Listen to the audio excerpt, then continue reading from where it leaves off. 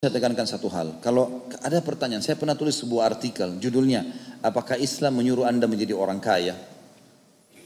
Artikel tanya jawab, tanda tanya, itu saya jawab dengan dalil yang cukup banyak, saya akan coba paparkan sebagian sekarang. Kalau ditanya apakah Islam menyuruh Anda menjadi orang kaya, maka jawaban sederhananya adalah iya. Islam menyuruh kita menjadi orang kaya, sukses, berhasil, sempurna di diri kita, rawat semuanya, sempurna dalam mencari pasangan, mencari pekerjaan, mencari makanan.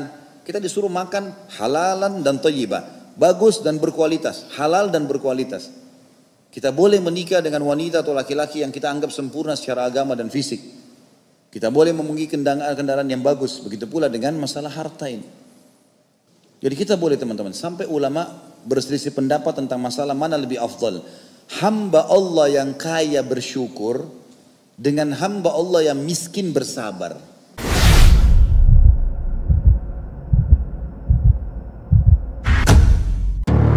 Assalamualaikum warahmatullahi wabarakatuh.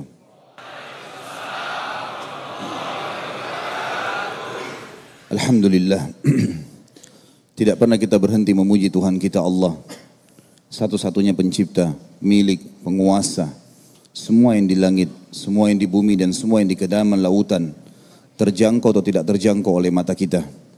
Zat yang maha hidup, berdiri sendiri, maha kuat, maha adil, tidak beranak dan tidak diperanakkan dan tidak ada sekutu bersamanya dalam setiap kegiatannya. Dia pula telah menggantungkan segala kebutuhan kita untuk roda kehidupan di muka bumi ini, dari makanan, minuman, pakaian, puncaknya panduan hidup, Islam dan iman, dengan memuji namanya, Alhamdulillah. Maka selalulah saudaraku menjadikan kalimat ini membasahi bibir dan lidah kita. Selanjutnya kita panjatkan salam hormat kita penuh dengan cinta dan rindu, ketundukan terhadap syariat yang dibawa olehnya, kepada manusia yang telah disempurnakan jalur nasabnya, fisiknya, ilmunya oleh Sang Pencipta, dan dipilih secara langsung untuk menutup risalah langit. Dengannya lah semua hukum dan syariat telah sempurna dari Allah, dan juga menjadikan suri tauladan manusia terbaik ini adalah ibadah, kebahagiaan, ketentraman jiwa. Karena semua itu tergambarkan dalam kehidupan manusia terbaik ini. Berhasil dalam rumah tangga, bersosial, berekonomi, berpolitik, seluruh lini kehidupannya bahagia. Dan mengucapkan salam hormat satu kali saja kepada manusia terbaik ini akan dibalas oleh Allah secara langsung 10 kali tambahan rahmat. Maka sangat wajar kalau kita selalu membacakan salawat dan taslim kepada Nabi besar Muhammad sallallahu wa ala alihi wa sahbihi wasallam. Teman-teman sekalian, pada kesempatan kita di pertemuan yang ketiga ini tentunya, setelah semalam dan tadi pagi juga, kita akan menyempurnakan bahasan kita. Tadinya indahnya menjadi orang saleh, bahasan semalam. Kemudian indahnya menjalin hubungan dengan Sang Pencipta, juga bahasan tadi pagi. Dan pada pagi atau pada malam ini teman-teman sekalian, semoga Allah berkahi, kita akan membahas judul Katakan Iya untuk Sukses. Saya akan mulai teman-teman sekalian bahasan ini dengan berharap agar Allah Subhanahu wa taala mengikhlaskan niat kita semuanya. Tidak ada tujuan berkumpul di rumahnya ini kecuali berharap agar, tentu kita berharap agar apa yang kita pelajari malam ini sesuai dengan yang diridhoi oleh Sang Pencipta Allah dan yang diajarkan oleh guru dan kiai kita Nabi Muhammad sallallahu alaihi wasallam, sehingga bisa menjadi panduan hidup yang benar dan juga akan menjadi tambahan amal soleh pada hari kiamat.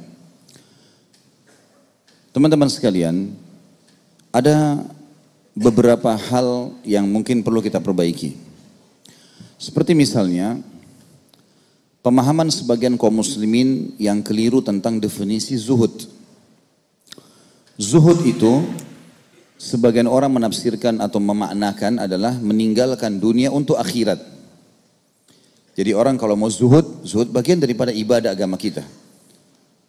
Tetapi mereka menganggap definisinya adalah meninggalkan dunia. Kalau mau zuhud, maka harus pakaiannya kotor, penampilannya juga sederhana, makannya juga roti kering, ya, dan seterusnya. Tidak perlu mengejar dunia ini. Dan ini diluruskan oleh para ulama dengan banyak dalil. Di antaranya dalam surah Al-Qasas ayat 77 Allah berfirman, A'udzubillahi minasyaitonirrajim, tentang definisi zuhud, wabtaghi fima ataqallahu ad-daral akhirah wa la tansa nasibaka minad dunya. Allah bilang kejarlah apa yang telah Allah janjikan yang terbaik di akhirat dan jangan lupakan bagianmu dari dunia. Kalau dari ayat ini kita fahami zuhud sebenarnya bukan meninggalkan dunia, menuju ke akhirat atau memilih akhirat sehingga dunia ditinggalkan sama sekali. Tapi ayat ini menjelaskan kepada kita, zuhud adalah mendahulukan akhirat dari dunia. Artinya boleh kita nikmati dunia. Kalau kita baca buku-buku yang menulis tentang masalah kisah orang-orang zuhud, kita lihat pemimpinnya Abu Bakar, Umar, Uthman, Ali, Talha, Zubair, Ridwanullahi alaihim, Abdurrahman ibn Auf. Mayoritasnya orang-orang kaya. Kok bisa jadi pimpinan zuhud? Kalau seperti yang dikatakan oleh sebagian orang tadi harus makan roti kering, harus pakaiannya kumuh. Maka ini bertolak belakang sekali dengan apa yang sebenarnya Allah sebutkan tadi dan juga bagaimana keadaan baginda Nabi alaihi salatu wassalam. Nabi SAW berpoligami dan memiliki beberapa orang istri dan beliau setiap istri diberikan satu rumah. Dan setiap rumah ada pembantunya dan setiap rumah ada satu ekor unta minimal. Kalau zaman dulu unta itu sekarang mobil Alphard itu. Ya. Nabi SAW waktu melamar Khadijah, beliau memberikan mahar 20 ekor unta betina besar. Pada saat itu umur beliau 25 tahun. Nabi SAW bukan orang miskin teman-teman sekalian. Orang yang kaya. Orang yang suci jalur nasabnya. Orang yang cerdas. Orang yang tampan dan bersih. Dan beliau menggambarkan itu dalam banyak hadisnya. Seperti beliau mengatakan, Innallaha jamilun yuhibbul jamal. Allah indah suka dengan keindahan. Jamal bisa berarti indah, bersih, rapi, wangi. Semua masuk di dalamnya. Orang Arab akan mengatakan jamal itu kalau masuk semuanya. Nyaman dipandang, wangi kalau tercium, ya, enak ya. Kalau bergaul dan seterusnya itu semua masuk dalam istilah jamal. Gitu. Juga Nabi SAW makanan favorit beliau dalam hadis Bukhari adalah makan daging kambing, paha kambing. Hadis tentang riwayat Bukhari yang lain, Aisyah radhiyallahu anha pernah berkata, kami pernah sebulan di rumah baginda Nabi SAW, di rumah Nabi SAW tidak menyalakan api dan kami makan aswadain, konsumsi aswadain. Kata ulama hadis adalah air putih dan kurma. Banyak orang menganggap, oh ini rumah Nabi aja tidak ada makanan kecuali itu. Nabi pernah tidak masak di rumahnya sebulan. Ini tanpa melihat atau mengumpulkan riwayat-riwayat secara keseluruhan. Kita temukan riwayat ini cuma satu. Riwayat yang menceritakan kalau Nabi SAW gemar makan paha kambing, ya, menjadikan makanan favoritnya. Dan kita tahu dalam Islam ada hari raya Idul Adha, hari raya menikmati kurban, gitu kan. Bahkan dilarang puasa di hari Idul Adha, dilarang puasa juga di hari tasyriknya, 3 hari setelahnya. Itu kan semuanya itu ada hari makan, hari raya dalam Islam. Nabi SAW gemar dengan itu. Nabi SAW memiliki kuda yang terbaik di Jazirah Arab. Memiliki pedang, beberapa buah pedang. Beliau memiliki beberapa buah baju, lembar baju. Dan beliau paling gemar dengan baju yang terbuat dari kain kutun. Kain katon, ya, kain katun ini kain yang sangat bagus dan berasal dari Yaman. Sangat mahal pada zaman itu. Nabi SAW paling gemar dengan wangi-wangian. Sampai kadang-kadang beliau menumpahkan wangi-wangian yang tertetes dari rambut beliau ke wajah beliau alaihissalam. Dan beliau meletakkan wangi-wangian di tangannya. Sampai para sahabat mengatakan kalau kami bersalaman dengan Nabi SAW kami temukan bau wanginya tinggal sampai beberapa hari. Nabi alaihissalam memiliki pakaian yang bagus. Memiliki beberapa rumah. Setiap istri dikasih rumah dengan pembantunya, dengan tunggangan untahnya. Nabi SAW memiliki banyak kekayaan. Perkebunan kurma, ya, beliau punya beberapa hewan-hewan ternak, banyak. Bahkan Nabi SAW itu dibantu dengan banyak sekali pembantu. Ada namanya khir-khira, itu khusus untuk mengurus pelana kudanya Nabi SAW. Khusus itu saja. Dan kalau Nabi SAW mau pergi perang, dia selalu ikut dari belakang, dia menaikkan pelananya, dia menurunkan, dia merawat kuda Nabi SAW. Ada Abdullah bin Mas'ud, radhiyallahu anhum, ini khusus untuk menyiapkan sendal dan siwak Nabi SAW. Ada Anas bin Malik, radhiyallahu anhu ajma'in, ini khusus untuk pergi belanja-belanja kebutuhan Nabi SAW. Ada Zaid bin Harithah dan Usama anaknya bin Zaid. Sahaya Nabi SAW yang selalu menemani Nabi SAW kemana saja, mendampingi Nabi SAW. Dan sekian banyak sahabat Nabi yang membantu Nabi SAW. Jadi teman-teman sekalian, banyak orang salah faham dengan definisi zuhud ini.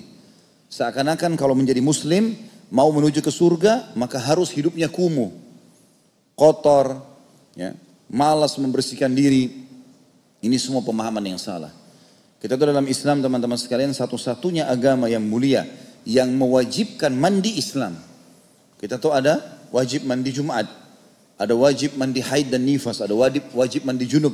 Bahkan Nabi SAW seringkali di musim panas berendam di air dingin, dan di musim dingin beliau berendam dengan air panas alaihissalatu wassalam.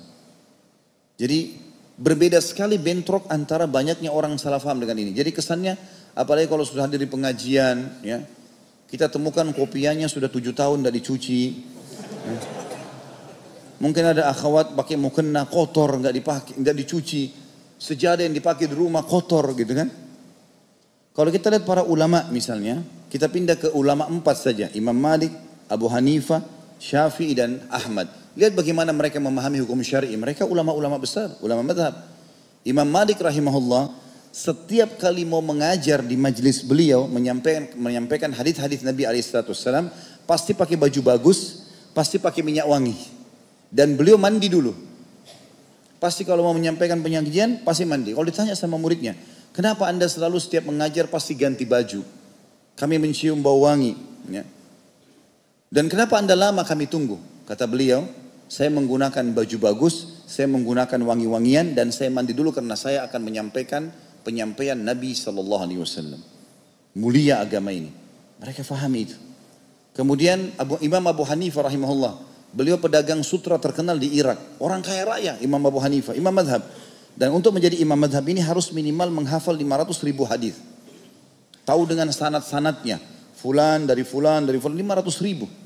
Imam Ahmad berkata rahimahumullah, untuk menjadi imam madhab maka minimal harus menghafal 500.000 hadis. Itu pun tidak boleh ada yang salah. Itu minimal hafalan. Maka kita lihat Ibu Abu Hanifah pakainya selalu bersih. Abu Hanifah kalau lewat ke majelisnya, murid-muridnya sudah tahu, oh Abu Hanifah sudah datang karena bau wanginya tercium. Abu Hanifah rahimahullah pernah setiap lewat pasti wangi. Murid-muridnya bilang, Abu Hanifah di hadapan kita saja bersih begini. Gimana kalau dia bertemu dengan Allah di salat malam ya? Kata Abu Hanifah, saya dengar bisikan mereka. Lalu saya tahu diri saya, kalau salat malam saya biasanya pakai baju biasa saja. Kayak kita kalau di rumah mau sholat tahajud pakai baju kaos, mau sobek, mau enggak. Pikiran kita enggak ada yang lihat. Kata Abu Hanifah, saya seperti sedang disinggung oleh Allah. Kenapa dengan manusia saya dandan, dengan Allah di hadapan Allah tidak. Maka mulai malam itu Abu Hanifah setiap malam pakai baju baru. Berapa banyak baju barunya Abu Hanifah kalau setiap malam tahajud pakai baju baru. Karena mau menghormati pertemuannya dengan Sang Pencipta Allah. Enggak ada tuh kita temukan riwayat bahwasanya mereka kumuh-kumuh. Imam Syafi'i rahimahullah terkenal dengan ketampanannya, ya, dengan kebersihannya. Kalau murid-muridnya melihat, mereka melihat seperti ada cahaya yang berjalan. Imam Syafi'i kelihatan surbannya bersih, imamahnya, bajunya bersih, penampilannya bersih. Kalau berbicara orang nyaman dengan bau mulutnya. Kelihatan sekali, gitu kan? Imam Ahmad juga begitu, rahimahullah. Semuanya terkenal menjalankan sunnah Nabi SAW yang kurang lebih hampir sama semuanya ceritanya. Jadi kita harus luruskan dulu persepsi ini teman-teman sekalian. Karena selalu kesannya kalau sudah ikut pengajian, sudah mulai mau mendekatkan diri kepada akhirat, maka dianya harus kumuh. Pakai sendal jepit, tidak usah pakai ganti baju sendal, sudahlah dunia gampang nanti ditinggalkan. Enggak. Perlu saya gambarkan satu hal juga teman-teman sekalian. Kita harus pahami dalam berdoa kepada Allah, kalau kita meminta agar nikmat yang sedang kita miliki itu dipertahankan oleh Allah, jauh lebih besar pahalanya dibandingkan cobaan yang sedang datang kita minta agar diberikan solusinya. Saya ulangi. Kaidah penting dalam syariat kita, memohon kepada Allah agar nikmat yang sedang melimpah dipertahankan sama Allah. Misal kita lagi sehat, ya Allah pertahankanlah kesehatanku. Kita kan antara dua sujud baca kan, Rabbighfirli warhamni wajburni wa'afini. Ya Allah pertahankan kesehatanku ini. Itu jauh lebih baik. Dia lagi memuncak kesehatannya, dia minta agar kesehatan dipertahankan. Dia lagi kaya, minta ditambahkan kekayaan. Dia sudah punya keturunan, minta diberkahi. Minta tamak dengan rahmat Allah. Jauh lebih afdal dibandingkan nanti kalau cobaan sudah datang baru kemudian dia minta agar dikeluarkan dari masalah. Nanti kalau sudah bangkrut baru merengek sama Allah. Waktu dia masih sehat, masih kaya, dia nggak pernah bersyukur kepada Allah. Maka ini lebih besar pahalanya. Sama juga teman-teman, kita menikmati apa yang sedang Allah berikan. Kalau kita masuk ke toko buah, kita mau beli anggur, ada anggur harganya 100.000 per kilo. Bagus, kualitas nomor 1. Ada anggur 50.000, kualitas nomor 2. Kita mampu beli nomor 1. Beli nomor 1 teman-teman. Dan itu bukan mubadzir. Bahkan itu termasuk menikmati ya, apa yang sudah Allah janjikan. Itu ibadah. Saya kasih contoh. Imam Abu Hanifah rahimahullah, dalam majlis beliau pernah ngisi pengajian. Rupanya ada satu orang masuk, pakaiannya kotor, rambutnya berantakan. Orang lihatnya nggak nyaman. Orang jadi bisa sangka buruk dengan orang ini nanti. Rupanya sampai selesai majelis orang itu masih ada. Abu Hanifah panggil, kesinilah. Maju dia. Kata Abu Hanifah, coba ke mihrab, kebetulan di masjid beliau, angkat sejadah saya dan ambil apa yang ada di bawahnya. Maka orang itu pun ke mihrab, angkat sejadah, rupanya ada uang, kalau saya tidak salah ya, 500 dirham. Cukup besar. Maka dia bawa ke Abu Hanifah, dia bilang ini imam. Imam itu kalau kita kiai, ustadz, ya, ini imam. Kata Abu Hanifah, ambillah, perbaiki keadaanmu. Jangan kamu berpenampilan seperti ini, perbaiki. Dia bilang, saya orang kaya imam. Ternyata dia orang kaya. Ini lebih parah lagi ya. Kalau orang miskin kelihatan kumuh mungkin masih, tapi ini orang kaya kelihatan kumuh, ini jadi unik ya. Kata Abu Hanifah, apa? Ini hukum syar'inya. Abu Hanifah imam mazhab, dia mengatakan apa? Kalau kau memang orang kaya, mana kau dari sabda Nabi SAW dalam hadis sahih riwayat Abu Daud, Inna Allaha yuhibbu an yara athara ni'amihi ala abdi. Allah suka sekali melihat bekas nikmatnya pada hambanya. Allah mau teman-teman kita pakai baju bagus. Allah mau kita wangi. Allah berikan kita rasa gerah di badan supaya kita mandi. Sebagaimana Allah berikan lapar supaya kita makan. Allah berikan dahaga supaya kita minum. Allah berikan capek supaya kita istirahat. Itu kan? Kenapa kita dibuat teman-teman nyaman kalau lihat orang bersih? Atau kita lihat penataan taman yang rapi, kita jadi suka. Umum semuanya. Kenapa surga yang puncak yang dijanjikan untuk orang beriman digambarkan, apa yang digambarkan? Istana yang mewah, halaman yang apa, kebun-kebun yang luas, sungai yang mengalir, sampai digambarkan, gitu kan? Pernah Nabi SAW diberikan hadiah satu jubah besar untuk musim dingin dari sutra. Nabi SAW tahu ini dikasih hadiah, tapi Nabi tidak pakai karena sutra tidak dipakai. Waktu dibuka ya, dari tutupnya, orang sahabat semua kagum. Ini luar biasa, bagus benar baju ini, belum pernah mereka lihat sebelumnya. Dan lembut sekali kalau disentuh, dari sutra yang leks. Waktu sahabat lagi puji-puji jubah itu, kata Nabi SAW, apakah kalian kagum dengan pakaian ini? Demi zat yang jiwaku dalam genggaman Muslim, demi Allah, sapu tangannya Sa'ad ibn Mu'adz. Sa'ad ibn Mu'adz, sahabat Nabi yang mulia, pimpinan orang Ansar, gitu kan, yang mati syahid. Sapu tangannya Sa'ad ibn Mu'adz di surga lebih bagus daripada ini. Jadi gambaran di surga selalu bagus. Digambarkan dayang-dayangnya, bidadaranya semuanya tampan, cantik, bersih. Sampai dikatakan dalam sebuah riwayat sahih, nanti ahli surga akan masuk ke dalam surga. Lalu dia masuk, ya, dia temukan ada satu orang wajahnya bercahaya, putih, gagah, bajunya bagus sampai dia kagum. Dia kira malaikat. Lalu dia berkata, siapa kamu ini? Apakah kau malaikatnya Allah? Dia bilang bukan, saya salah satu pelayanmu. Pelayan surga. Istananya bagus, ya, pelayannya bagus, makanannya disebutkan yang mewah-mewah, semuanya yang bagus. Berarti secara duniawi kita disuruh yang bagus, di akhirat juga kita begitu. Jadi harus diperbaiki teman-teman pemahaman-pemahaman seperti ini. Ya. Supaya jangan sampai kesannya Islam itu salah. Mohon maaf, saya pernah masuk di salah satu masjid. Waktu saya masih, itu hari di Surabaya, di sebelah rumah kakak saya. Saya masuk, saya sholat asar satu masjid. Ada satu orang berdiri habis sholat bicara, kultum. Memang saya lihat penampilannya orang ini tidak dijaga. Gitu kan. Terus kemudian dalam salah satu ceramah saya duduk dengar, dia sempat bilang, kita ini tidak usah terlalu banyak mandi. Ya. Itu dia bilang, kita tidak usah terlalu banyak mandi, dunia sebentar kita akan lalui. Apa hubungannya? Gak ada hubungannya. Kalau orang gerah masa gak mandi? Bajunya kotor masa gak diganti? Salah ini. Mana dari hadis Nabi SAW tadi, Allah itu indah, suka keindahan? Gak mungkin, ini keliru ini. Ya. Harus difahami masalah ini. Rasulullah SAW paling gemar menyuruh kita merawat diri kita teman-teman sekalian. Kita mulai dari rambut misalnya. Apa kata Nabi SAW masalah rambut? Man kana lahu syar fal yukrimhu. Siapa yang Allah karunia rambut, dia harus merawatnya. Itu sabda Nabi SAW, ibadah. Pernah ada sahabat masuk masjid, rambutnya berantakan. Kata Nabi SAW, suruh orang ini keluar, sisir rambutnya dengan rapi, baru dia datang masuk ke masjid. Tentang sholat Jumat, apa kata Nabi SAW? Siapa yang di hari Jumat mandi dengan mandi junub, artinya mandi dengan bersih. Menggunakan baju terbaiknya, minyak wangi terbaiknya, menyisir rambutnya dengan rapi. Kemudian pergi di awal waktu di hari Jumat. Kemudian dia sholat yang Allah perintahkan, tahiyat masjid. Kemudian dia dengarkan khatib, lalu dia sholat Jumat, kecuali dibersihkan dosa-dosanya yang lalu. Bayangkan, pembersihan dosa dihubungkan dengan apa? Mandi yang bersih, baju yang bersih, ya, pakai minyak wangi, sisir rambut dengan rapi. Jadi ini bagian dari syariat teman-teman sekalian. Jangan salah ini, gitu kan? Tidak boleh kita salah persepsi dalam masalah seperti ini. Karena saya lihat selalu kesannya begitu. Dan karena secara pribadi kita tidak jaga, berentetan kemana-mana. Rumahnya berantakan, motor mobilnya berantakan, masjidnya kotor berantakan. Kan jadi begitu. Karena dia sudah mulai dari dirinya sendiri. Kita lihat masalah mata, Nabi SAW menjaga.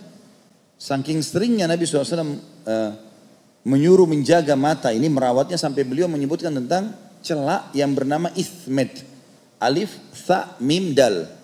Ini teman-teman kalau ada yang umroh atau haji bisa dipesan gitu kan. Ismet, sunnah Nabi SAW. Kata Nabi SAW, gunakanlah ismet karena dia menguatkan pandangan mata dan juga menumbuhkan bulu mata. Nabi SAW sering menggunakan. Sahabat menggunakannya. Dan ini bukan khas perempuan. Terutama kalau dalam pengobatan dipakai malam hari. Biasanya kalau mata itu ada masalah, sering keluar kotoran-kotoran mata kalau habis pakai. Kita juga tahu hidung, ada istinsyak dalam wudhu. Menghirup air dengan kuat lalu membuangnya kan. Kata Nabi SAW, kalau kalian sedang istinsyak, menghirup air lagi wudhu, hiruplah dengan kuat dan buanglah juga dengan kuat. Kecuali kalian sedang berpuasa, karena khawatir masuk. Maksudnya kita hirup dan kita buang, insya Allah ini penyakit ngupil sudah tidak ada. Nah. Gigi, Nabi SAW bersiwak. Saking gemarnya bersiwak, dikatakan dalam riwayat, kata Nabi SAW, kalau saya tidak beratkan umatku, saya akan perintahkan mereka bersiwak setiap kali habis wudhu. Riwayat lain, setiap kali mau sholat. Riwayat yang lain juga Sahih Bukhari menjelaskan, Nabi SAW tidak pernah masuk rumahnya kecuali sudah bersiwak. Alaihissalatu wassalam. Ketemu sama istri mulutnya wangi, ketemu sama orang mulutnya wangi, dijaga. Gitu kan? Ini sudah kopiah hitam, kotor, ya, mukanya berkerut, keringatan, senyum juga, giginya sudah berwarna lain. Ya. Bicara mungkin orang sebelahnya bisa pingsan. Ya. Sholat di sebelahnya mungkin orang tutup mulutnya, tutup hidung karena baunya. Ada orang begitu. Berulang kali saya masuk masjid temukan orang di sebelah, Masya Allah, ini orang gimana bisa betah gitu. Ya. Harusnya dia faham masalah syariat ini. Kita tahu dalam wudhu juga membasuh wajah, membersihkan kuping. Ada juga sabda Nabi SAW, 5 fitrah, 5 hal dasar harus dijaga seorang muslim. Khitan, sunat. Bagi laki-laki wajib, perempuan hukumnya sunnah. Gitu ya. Kemudian memotong kuku. Gak ada dalam Islam teman-teman, kuku panjang, hitam. Gak ada. Untuk apa pelihara kuku? Untuk cungkil-cungkil, untuk buka apa? Pakai alat, kenapa pakai kuku gitu kan? Ada alat bisa dibeli. Sampai kukunya hitam. Gitu kan. Untuk apa ini? Sunnah Nabi SAW nggak boleh. Gitu kan? Kata Nabi, potong kuku. Kemudian cukur bulu ketiak. Cukur bulu kemaluan, cukur kumis. Bagi laki-laki cukur kumis. Ini sunnah. Dan ini juga kalau kita umroh atau haji lagi ihram disunnahkan. Mandi, ihram. Potong kuku, potong kumis, cukur bulu ketiak, cukur bulu kemaluan. Semua ini tempat-tempat yang lembab, kalau ada bulunya dia akan menyimpan keringat dan menyimpan bakteri. Disuruh keluarkan dalam Islam, gitu kan. Jadi kita disuruh jaga teman-teman, disuruh rawat tubuh kita ini. Jadi harusnya kita paham poin-poin seperti ini. Ini kalau berhubungan dengan masalah internal kita. Itu masalah pembersihan diri, begitu juga dengan lingkungan. Kenapa kita harus jadikan rumahnya sang pencipta Allah kotor teman-teman sekalian? Kenapa kita nggak bersihkan? Yang kita sayangkan teman-teman pada saat kita masuk ke rumahnya Allah, kalaupun rumah Allah itu kotor, kita bukannya segera menitipkan andil kita di situ. Kebanyakan kita malah menghina. Misalnya kita masuk satu masjid mau sholat, karpetnya kotor, panas misalnya, ya. Atau mungkin apalah ya, mungkin kamar mandinya kotor yang umum biasa karena orang lalang satu hari 5 waktu sholat. Yang ada adalah dia bilang, oh masjid itu kotor. Bahkan dia keluar dari masjid itu dia mengatakan masjid ini kotor ya. Bayangkan dia sedang menghina rumahnya Allah ini. Kalau orang masuk ke rumah kita, Lalu kemudian dia katakan rumahnya si fulan itu kotor. Kita tersinggung. Bagaimana dong rumahnya sampai pencipta Allah? Allah mampirkan kita di rumahnya bukan untuk kita hina. Nih rumahku yang sana agak kotor ya, kamu harus bertugas. Mesti kita tanya diri kita, apa andil saya di situ? Keran bocor, ganti kerannya. Keramiknya kotor, ajarin marbotnya, kasih uang, beli pembersih, ajarin caranya. Tidak bisa, ganti keramiknya. 5 kali 5 meter, WC 10 kali 10 meter, keramik berapa sih? Atau granit lah. 1 meter misalnya 80 ribu, 100 ribu, ganti itu. 1 tahun, 2 tahun orang pakai. 1 hari 5 waktu sholat, berapa banyak pahala kita panen. Daripada cuma tahu menghina saja rumahnya Allah. Gantiin karpetnya, kalau nggak bisa gantiin, cuci karpet itu. Pasangin ini, pasangin itu, jangan cuma menghina. Biasakan semua itu kita lakukan. Sama dengan kendaraan teman-teman. Ini kan motor saya pakai, biarin aja kotor. Mobil biarin aja kotor. Nggak bisa. Jaga itu. Dan siapa yang merawat niat karena Allah memerintahkan kebersihan dan Rasulnya SAW, maka dia dapat pahala. Gitu kan? Dia akan dapat pahala ini. Lingkungannya begitu, tempat tinggalnya juga begitu teman-teman sekalian. Ini kalau kita berbicara lingkup masalah fisik. Begitu pula teman-teman sekalian dengan masalah pendapatan. Saya tahu dan saya dapat informasi kalau teman-teman di Batam mungkin umumnya punya pekerjaan, datang segala macam. Mudah-mudahan lebih baik lah ya dalam kondisi ekonomi.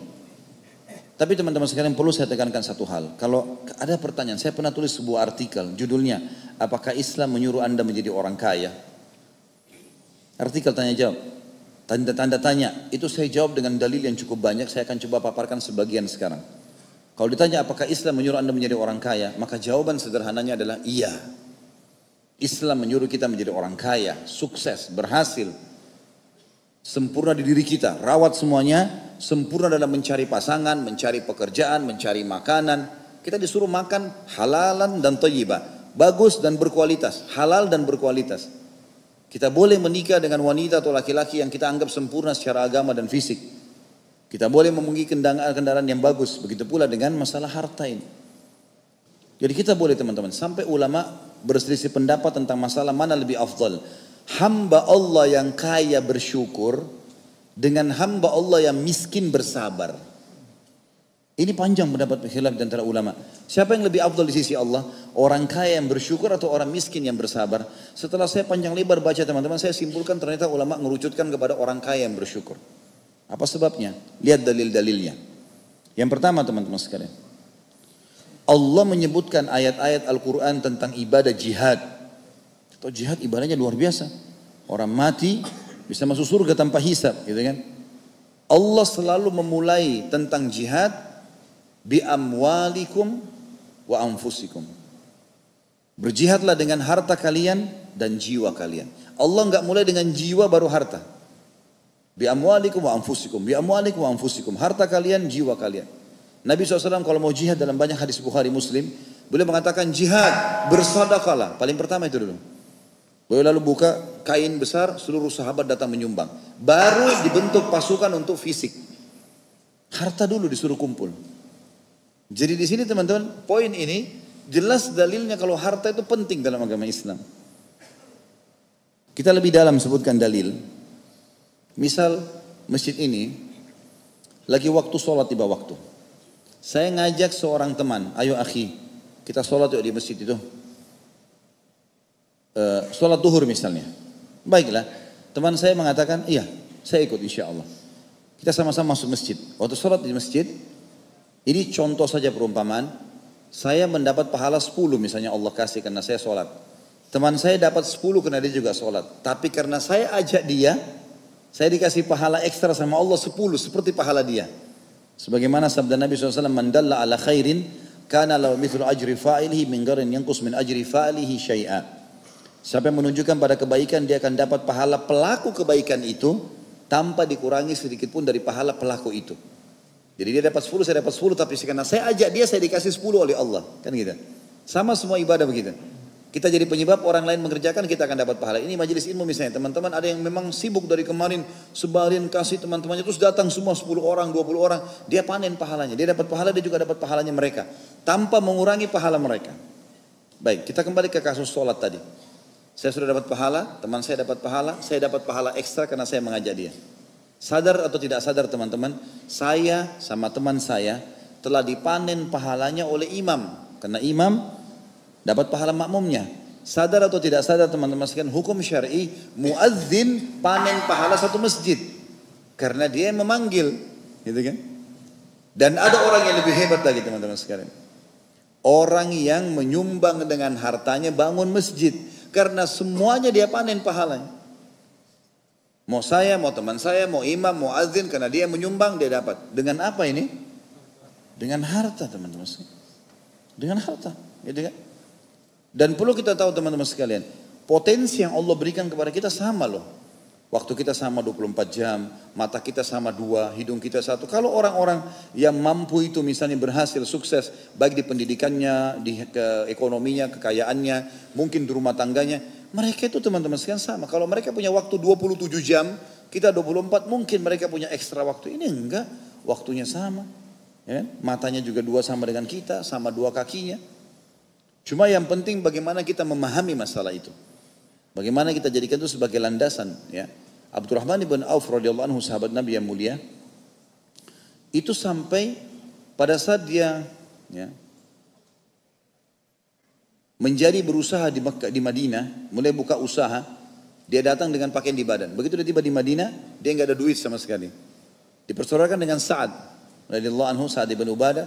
Maka Sa'ad berkata, hai Abdurrahman, saya mencintai kau karena Allah, saya akan, istri saya 2, lihat salah satunya, yang kau cocok saya ceraikan, habis iddah kau boleh nikahi. Saya orang kaya di Madinah, setengah kebun kurma punya saya. Saya bagi 2 sama kamu, miliaran ini ambil saja langsung. Tiba-tiba bisa beristri, padahal dia asing di Madinah. Tiba-tiba jadi orang kaya karena setengah kebun Madinah di Madinah dia punya dia. Tapi dia orang mulia, dia mengatakan tidak. Semoga Allah berkahi keluargamu dan hartamu. Enggak usah ceraikan istrimu, saya juga enggak mau hartamu. Tunjukkan saya di mana pasar. Mulailah Abdurrahman pergi ke pasar. Ini bagi teman-teman yang mengatakan, saya kan tidak punya modal Ustaz. Perhatikan Abdurrahman datang dari Mekah tidak punya modal. 0, cuma modal di badan. Datang ke pasar Madinah, dia lihat di pasar. Apa sih yang paling banyak orang jual? Oh ternyata cangkul dan kebutuhan perkebunan. Karena di situ ada kebun kurma banyak. Dia datang kepada kios cangkul yang besar, dia bilang, bisa nggak saya Abdurrahman, pendatang dari Mekah, muhajir, dan orang-orang Madinah sudah tahu kalau mereka disuruh bantu oleh Nabi SAW. Saya mau ambil beberapa cangkul, jatuh tempo, besok saya bayar. Kata yang punya kios, silahkan ambil, berapa kau mau? Abdurrahman ambil beberapa cangkul, keliling di pasar tuh, bawa cangkul itu, keliling bawa cangkul gitu kan. Waktu dia keliling-keliling bawa cangkul, dilaku ternyata, dia bisa bayar hari itu. Besok lagi gitu, 1 bulan Abdurrahman sudah punya kios. 1 tahun teman-teman, Abdurrahman lihat ada beberapa lokasi di Madinah, tidak ada pemiliknya, padang pasir kosong. Maka Abdurrahman buat pasar. Jadi saya sudah jelaskan di serial Sahabat tentang bagaimana Abdurrahman tahapannya menjadi orang kaya.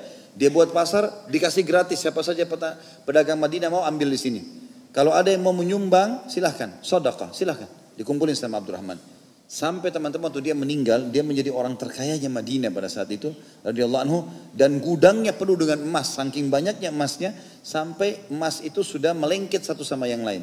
Dan waktu mau dibagiin kepada ahli waris termasuk istri dan anak-anaknya radhiyallahu anhum ajmain, itu harus dikampak, dan yang menghantam dengan kampak tangannya sampai memar-memar karena banyaknya harta itu.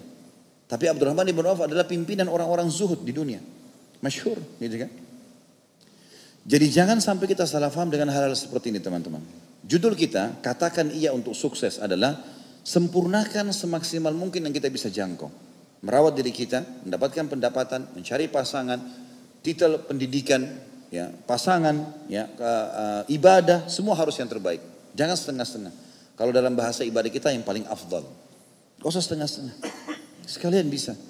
Dan dalam pepatah bahasa Arab dikatakan manjadda wajad. Siapa yang berusaha dia pasti akan dapat. Sesuai dengan firman Allah Subhanahu wa taala, a'udzubillahi minasyaitonir rajim, walladzina jahadu fina lanahdiyannahum subulana. Orang-orang yang tanda kutip memaksakan dirinya untuk menuju ke jalan-jalan kami, mencari karunia dari Allah, ya, maka kami akan tunjukkan dia ke jalan-jalan kami. Kita dengarkan juga teman-teman sekalian dalil-dalil syar'i banyak sekali tentang masalah ini, tentang harusnya kita mencapai prestasi terbaik. Dan saya sarankan teman-teman sekalian, coba bentuk dalam jiwa kita perasaan itu, selalu ingin mendapatkan yang sempurna dan berusaha meminta kepada Allah ikhtiar agar diberikan. Gitu kan? Tanamkan dalam jiwa tanpa harus menganggap remeh orang lain. Allah kasih kok. Allah kasih itu. Dan coba berteman sama orang-orang yang sudah komunitasnya memang sudah begitu. Misal, kita mau sukses dalam perdagangan. Cari pedagang-pedagang yang sukses. Jadikan mereka sebagai teman. Ikuti jejak mereka. Kita akan sama dengan mereka. Minimal kalau nilai mereka 10, kita nilainya 7 lah. Sama seperti kalau kita bergaul sama pengangguran, ya, maka kita akan pengangguran sama dia walaupun kita orang cerdas. Profesor pun orang pintar di kampus, kalau dia berteman sama pengangguran 10 orang misalnya, maka sebulan kemudian, setahun kemudian bisa jadi pengangguran juga. Kita berteman dengan 10 orang penghafal Al-Quran, anggap kita orang bodoh gak bisa ngaji, huruf hijab pun kita tidak tahu teman-teman sekalian. Kita berteman dengan 10 orang penghafal Quran, mungkin hari pertama, hari kedua kita malu gak bisa ngaji. Seminggu kita mulai belajar huruf hijaiyah, sebulan kita sudah bisa ngaji, setahun hafal Quran bersama mereka. Kalau kita berteman dengan 10 orang pengangguran atau pemabuk atau mungkin apalah pelanggaran agama, pezina, maka hari pertama, hari kedua kita coba komitmen. Enggak, saya enggak mau terpengaruh. Baik. Kalau misalnya orang merokok misalnya, kita enggak merokok. Baik, berteman sama orang merokok. Sekarang sehari 2 hari kita enggak terpengaruh. Seminggu minimal sudah terbiasa cium baunya. Sebulan mereka bilang coba aja sebatang. Setahun jual rokok ini. Benar gak ini? Hah? Cuma 3 orang yang bilang iya gitu. Allahu alam yang lain. Ini kaidah teman-teman sekalian, kaidah hidup. Dan tujuan majelis ilmu seperti ini untuk mengubah kita menjadi lebih baik, gitu kan? Bukan hanya sekedar didengar begitu saja. Karena ini tujuannya untuk mendongkrak kita, upgrade kita menjadi lebih baik daripada sebelumnya. Itu penting sekali. Bukan cuma itu teman-teman sekalian. Kalau kita meninggalkan keturunan kita dalam keadaan mereka mampu kaya, itu mulia dalam agama. Kita perhatikan sabda baginda Nabi SAW di dalam hadis sahih riwayat Bukhari Muslim, yang beliau berkata kepada Sa'ad bin Abi Waqqas. Sa'ad bin Abi Waqqas orang kaya raya. Kemudian beliau pernah sakit waktu masih muda, tapi akhirnya Allah sembuhkan. Lalu berbicara tentang masalah bagaimana mewasiatkan uang untuk anaknya. Kata Nabi SAW, innaka intazar warathataka agniya khairun laka antazarhum alatan yatakaffafunan nas. Ketahuilah hai Sa'ad, kalau engkau meninggalkan ahli warismu, keturunanmu dalam kondisi mereka kaya raya, jauh lebih baik daripada mereka mengemis-ngemis pada orang. Berarti keturunan pun, sampai pada keturunan pun kita disuruh untuk memberikan yang terbaik. Dalam hadis Bukhari yang lain, pernah ada sahabat-sahabat miskin datang teman-teman kepada Nabi SAW. Lalu berkata apa? Ya Rasulullah, sahabat-sahabat kami yang kaya mendahului kami dari sisi pahala. Karena kami sholat, mereka sholat. Kami puasa, mereka puasa. Itu semua sama. Tapi mereka mendahului kami karena mereka menginfakkan hartanya kepada kami. Kami nggak punya harta untuk diinfakkan. Ajarkan kepada kami amalan yang kalau kami kerjakan, minimal kami bisa mengimbangi ibadah mereka, pahala mereka. Kata Nabi SAW, bacalah subhanallah 33, alhamdulillah 33, Allah Akbar 33. Baca itu. Kalau lihat orang berinfak kita nggak punya, baca zikrullah, gitu kan. Allah kasih pahala mirip dengan pahala sedekahnya mereka. Pulanglah sahabat-sahabat yang miskin ini lalu belajar, gitu. Mengerjakan itu. Berapa waktu kemudian datang lagi mereka, ya Rasulullah, sahabat-sahabat kami yang kaya mendengar sabda Anda. Artinya orang-orang kaya ini amalin juga tuh.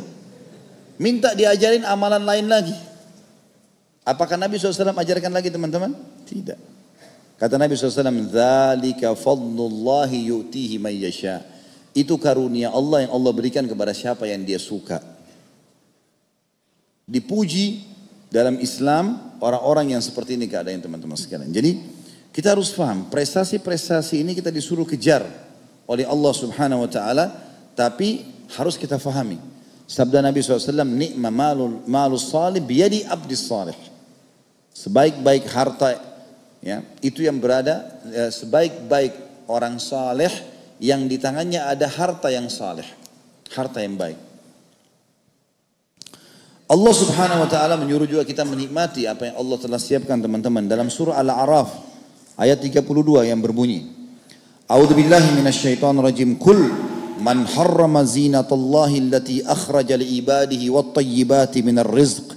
Qul hiya lil ladzina amanu fil hayatid dunya khalisatan yaumal qiyamah. Al-ayah yang artinya, katakanlah hai Muhammad, siapa yang berani-berani mengharamkan perhiasan yang telah Allah keluarkan untuk hamba-hambanya dan rezeki-rezeki yang baik di muka bumi ini. Katakanlah, ya, dia boleh dinikmati dunia oleh orang kafir, orang beriman, tapi orang-orang beriman akan mendapatkan juga termasuk di akhirat. Jazakallah khair. Masya Allah. Kecil sekali gelasnya.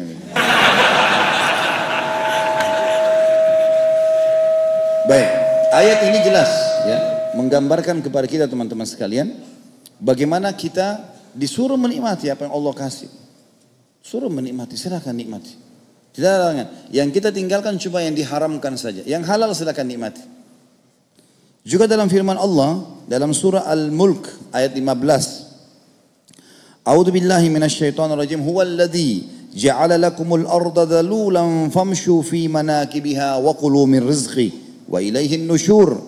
Dialah yang telah menghamparkan bumi buat kalian sehingga kalian bisa jalan di atasnya dan makanlah dan nikmatilah rezeki-rezeki yang telah Allah siapkan